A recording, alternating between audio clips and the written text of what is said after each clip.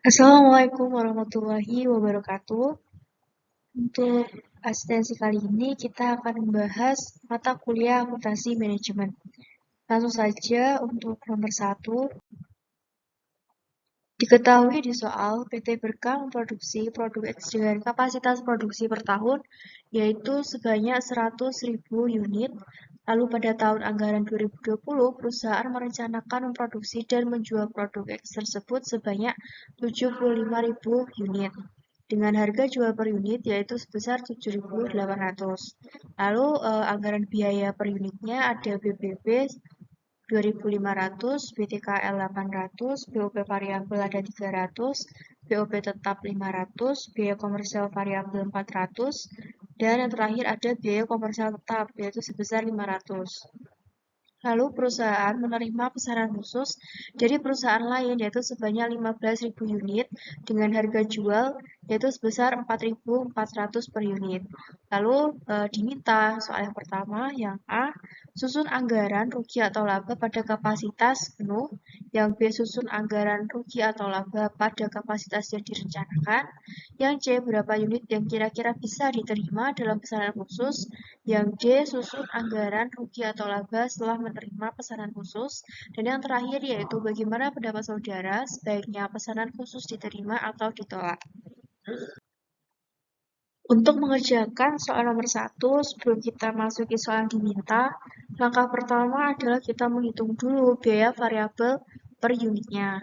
Nah, di soal yang termasuk biaya variabel itu ada BBB, BTKL, BOPV, sama biaya komersial variabel. Lalu kalau misalkan di soal itu terdapat biaya BOPT terhindarkan, berarti BOPT terhindarkan itu termasuk ke dalam biaya variabel. Langsung saja kita hitung untuk BBB 2.500, BTKL 800, BOPV 300, lalu biaya komersial variabelnya 400. Jadi untuk total biaya variabel itu sebesar 4.000 per unit. Selanjutnya yaitu menghitung total biaya tetap per tahun, yaitu dari BOP tetapnya yaitu sebesar Rp500 dikali 100.000 unit sama dengan 50 juta rupiah. Lalu ada biaya komersial tetap yaitu sebesar Rp500 dikali 100.000 unit sama dengan 50 juta rupiah. Sehingga total biaya tetap yaitu sebesar 100 juta per tahun. Setelah kita menghitung biaya variabel per unit dan juga total biaya tetap per tahun, baru kita bisa menyelesaikan untuk soal yang diminta yang A, yaitu susun anggaran rugi atau laba pada kapasitas penuh. Kalau kapasitas penuh berarti ada 100.000 unit.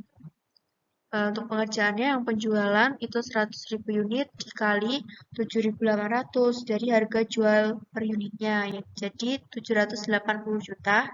Lalu biaya variabel 100.000 unit dikali 4.000. 4.000 itu dari total biaya variabel yang sudah kita hitung tadi, jadinya 400 juta. Nah, setelah itu baru kita kurangi sehingga untuk laba kontribusi itu sebesar 380 juta rupiah.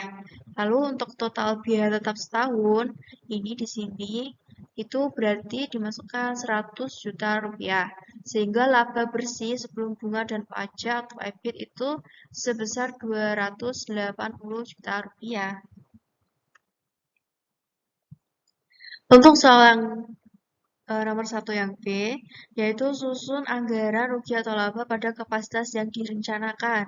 Nah, yang direncanakan di soal diketahui sebesar 75.000 unit. Jadi untuk penjualan 75.000 unit dikali 7.800 jadi harga jualnya, sehingga jawabannya 585 juta rupiah. Setelah itu kita menghitung biaya variabel dengan kapasitasnya 75.000 unit dikali 4.000. Lalu hasilnya 300 juta rupiah. Setelah itu untuk laba kontribusi didapat dari pengurangan penjualan dan juga biaya variabelnya. Setelah dikurangi ketemu 285 juta rupiah. Setelah itu kita masukkan total biaya tetap setahun yang itu sudah kita hitung tadi yaitu sebesar 100 juta rupiah. Setelah itu baru kita kurangi sehingga dapat jawaban untuk laba bersih sebelum pajak dan pajak atau EBIT itu sebesar 185 juta rupiah. Selanjutnya untuk yang diminta C, yaitu berapa unit kira-kira bisa diterima dalam pesanan khusus, yaitu dengan menghitung laba pesanan khusus per unitnya. Untuk harga jual pesanan khusus itu kan sebesar 4.400. Lalu biaya variabel yang sudah kita hitung tadi yaitu sebesar 4.000. Jadi untuk laba pesanan khusus atau khusus per unitnya itu sebesar Rp400. Setelah itu baru kita hitung laba total pesanan khusus berapa, yaitu 15.000 unit dikali 400 sehingga ketemulah 6 juta rupiah. Selanjutnya untuk yang D, susun anggaran rugi atau laba setelah menerima pesanan khusus. Nah, yang perlu kita hitung yang pertama yaitu penjualan normalnya, yaitu sebesar 75.000 unit dikali harga jualnya 7.800, jadi ketemu 585 juta rupiah. Lalu untuk penjualan pesanan khusus sebesar 15.000 unit dikali 4.400 sehingga ketemu 66 juta rupiah. Lalu untuk total penjualannya sehingga ketemu sebesar 651 juta rupiah. Lalu untuk biaya variabel itu 90.000 unit dikali 4.000. Nah, 90.000 unit itu didapat dari mana? Dari penjumlahan antara penjualan normal 75.000 ditambah dengan penjualan pesanan khusus yaitu 15.000 dikali dengan 4.000 harga biaya variabel yang sudah kita hitung tadi sehingga ketemu 360 juta rupiah. Untuk laba kontribusi ketemu hasilnya 291. Lalu kita kurangi lagi dengan total biaya tetap setahun sebanyak 100 juta rupiah sehingga untuk laba bersih sebelum pajak dan EBIT bunga dan pajak atau EBIT sebesar 191 juta rupiah. Lalu untuk yang E bagaimana pendapat saudara? Sebaiknya pesanan khusus diterima atau ditolak? Nah, dari yang diminta, yang B, C, sama D itu kan berhubungan. Nah, yang B tadi itu ketemu 185 juta rupiah. Lalu yang C itu ada 6 juta rupiah. Lalu menjadi yang D ini 191. Berarti kan pesanan khususnya itu diterima. Masuk soal nomor 2. PT Rama adalah perusahaan perakit produk berupa suku cadang A sampai Z. Untuk kebutuhan suku cadang A berjumlah 100.000 unit setahunnya.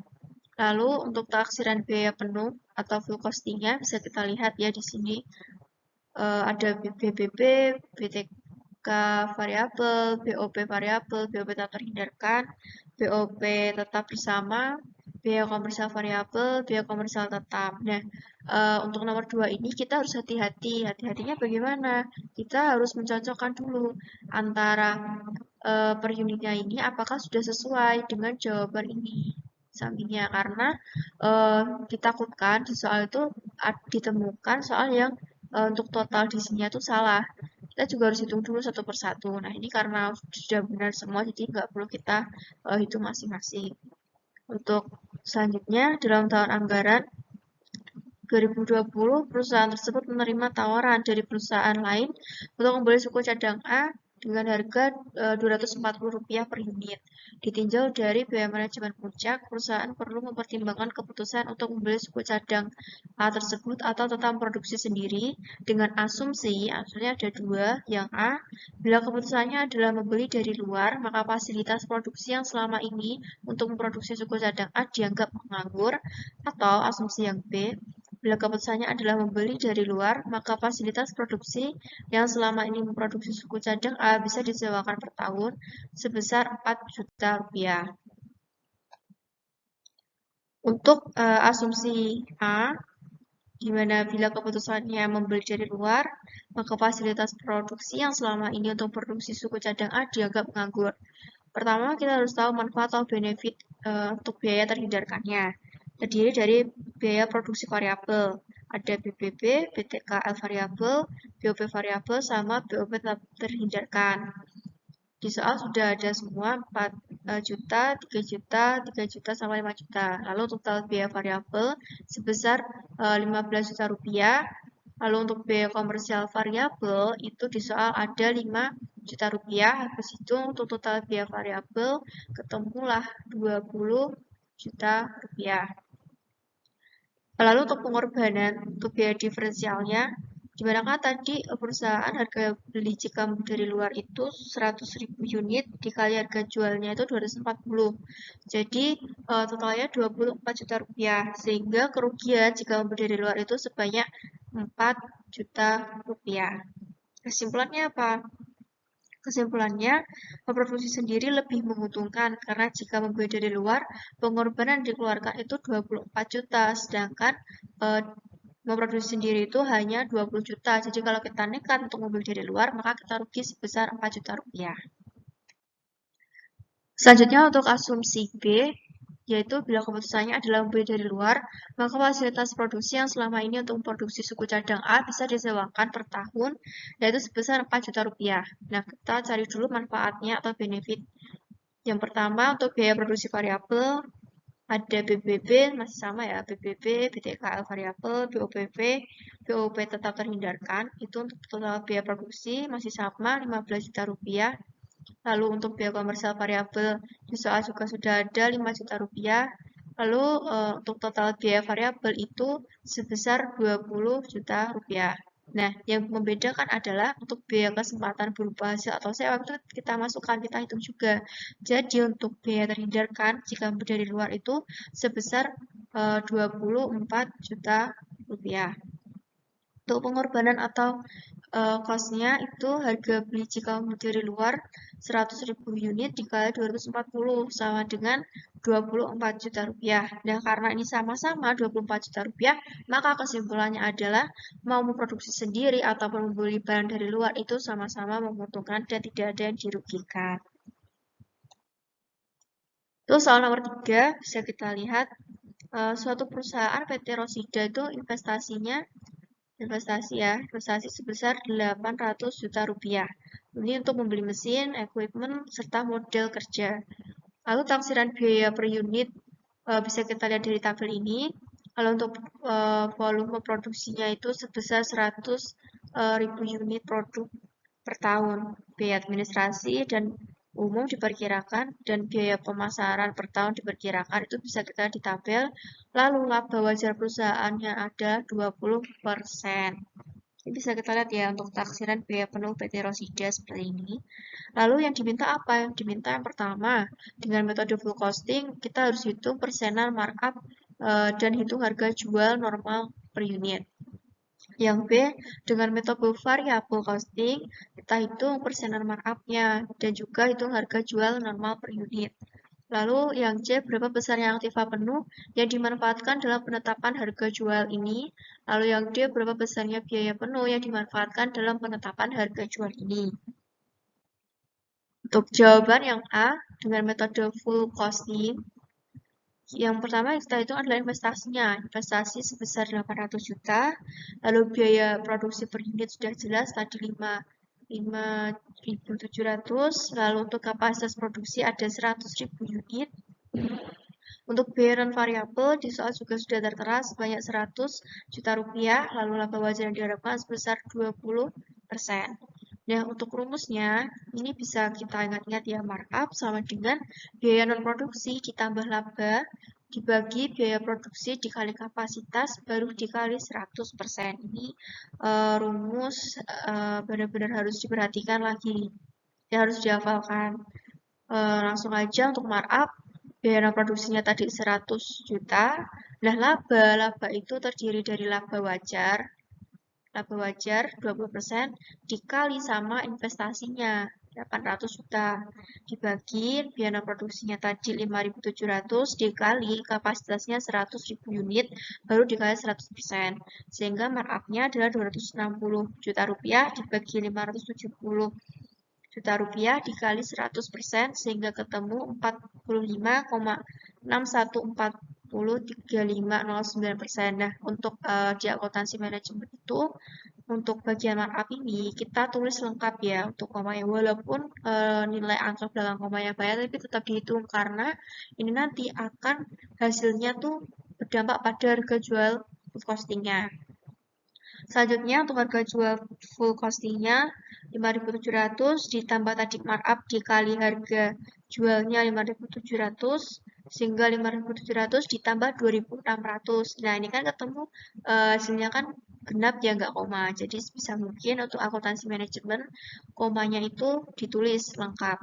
Sehingga untuk total keseluruhan harga jual full costingnya yaitu sebesar 8.300 per unit. Untuk soal yang B dengan metode variable costing, kita hitung dulu biaya variabel per unitnya. Terdiri dari masih sama BBP, BTKL, BOPP, biaya administrasi variabel sama biaya pemasaran variabel. Di soal sudah tertera 2.500 tambah 1.500 tambah 800 tambah 300 tambah 300 sehingga total biaya variabel per unitnya sebesar 5.400 per unit. Lalu untuk biaya tetap per unitnya dari BOP tetap ditambah biaya administrasi tetap sama biaya pemasaran tetap yaitu sebesar 1.300 per unit. Sehingga biaya tetap total itu 1.300 dari biaya tetap per unit dikali kapasitasnya sehingga ketemulah 130 juta rupiah. Lalu untuk markup agak sedikit berbeda dari rumus yang pertama. Untuk markupnya di sini biaya tetap total ditambah laba dibagi biaya variabel per unit dikali kapasitas dikali 100%. Ini harus benar-benar diperhatikan juga untuk rumusnya. Untuk markup dari biaya tetap totalnya itu sebesar 130 ditambah laba bersih dari laba wajarnya tadi 20% ditambah investasinya masih sama 800 juta dibagi 5.400 dari biaya variabel per unit dikali 100.000 unit baru dikali 100%. Sehingga ketemu markupnya yaitu 290 juta dibagi 540 juta dikali 100% sehingga ketemu 53,7037037%. Lalu untuk harga jual variabel costing yaitu 5.400 ditambah tadi markupnya markupnya itu 53,70370370 dikali 5.400 sehingga ketemu untuk harga jual variabel costing itu sama sebesar 8.300 per unit. Untuk C, berapa besar yang aktif penuh yang dimanfaatkan dalam penetapan harga jual ini? Itu dihitung dari aktiva penuhnya, yaitu dari investasinya sebesar 800 juta rupiah. Untuk yang D, berapa besarnya biaya penuh yang dimanfaatkan dalam penetapan harga jual ini? Itu bisa dilihat pada biaya penuh di soal ya. Biaya penuh di soal itu sebesar 6.700 juta rupiah. Untuk soal nomor 4 yaitu susunlah laporan laba rugi dengan metode full costing dan juga variable costing. Nah, ini adalah contoh laporan laba rugi full costing dan juga laporan laba rugi dari variable costing. Silakan untuk videonya di pause untuk mengamati bagaimana laporan laba rugi dari full costing dan juga variable costing. Selanjutnya untuk nomor 5, jelaskan perbedaan akuntansi keuangan dengan akuntansi manajemen 3 saja. Nah, di materi akuntansi sudah jelas untuk perbedaan akuntansi keuangan dan juga akuntansi manajemen, nanti tinggal dijelaskan. Dari dasar pencatatannya ada PSAK, prinsip ekonomi, dan juga akuntansi manajemen, relevansi, informasi dengan kebutuhan user. Selanjutnya untuk perbedaan fokus information, yaitu dari data historis sebagai pertanggungjawaban. Kalau akuntansi manajemen itu data historis dan data masa yang akan datang. Nomor 3, lingkup informasinya. Kalau akuntansi keuangan itu menyeluruh, kalau akuntansi manajemen itu hanya bagian sesuai kebutuhan. Yang keempat, sifat laporan dihasilkan. Kalau keuangan itu ringkasan kinerja usaha dalam periode akuntansi. Kalau akuntansi manajemen itu ringkasan informasi sesuai keperluan. Lalu dari disiplin sumber, itu kalau keuangan, ilmu terapan, ilmu dasar atau disiplin sumber ilmu ekonomi. Kalau manajemen dari ilmu ekonomi dan psikologi sosial. Lalu dalam keterlibatan SDM, keuangan itu pengukuran kerja pada ekonomi, lalu pada akuntansi manajemen itu kinerja manajemen dalam pengelolaan alokasi sumber daya. Sebenarnya untuk perbedaan akuntansi sama akuntansi keuangan dan juga akuntansi manajemen itu kita juga bisa berdalam lagi, kita search aja di Google sudah banyak perbedaan antara akuntansi keuangan dan juga akuntansi manajemen. Tinggal bagaimana pemahaman kita dalam membedakan kedua akuntansi tersebut. Nah, itu tadi adalah penjelasan seputar asistensi akuntansi manajemen. Apabila ada salah-salah kata, mohon dimaafkan. Sekian, terima kasih. Wassalamualaikum warahmatullahi wabarakatuh.